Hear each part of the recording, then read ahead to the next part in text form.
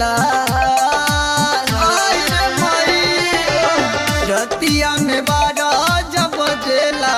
आग लग जाए हो हमर छोटा का बलमुआ नाना का बलमुआ जग जाए हो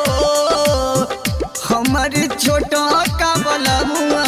नाना का बलमुआ जग जाए हो सिहर ला चढ़ल मोर जवानी जब लग जाए हो हमर छोटा का बलमुआ नाना का बलमुआ जग जाए हो हमर छोटा का बलमुआ नाना का बलमुआ जग जाए हो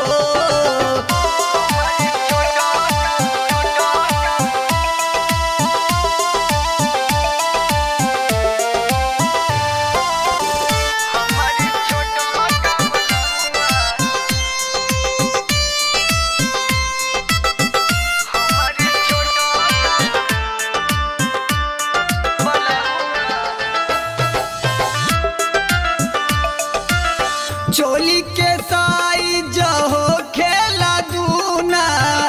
जब बाजेला हमार झुनझुना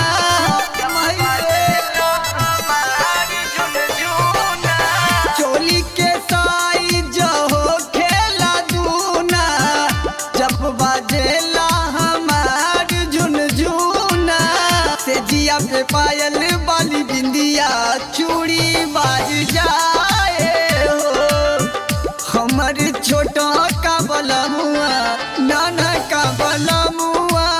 जग जाए हो हमर छोटा का बलमुआ नाना का बलमुआ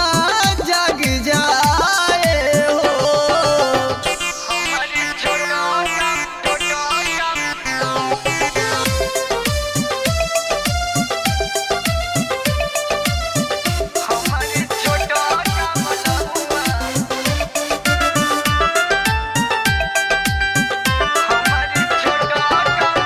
उलट पलट करे ताका झाकी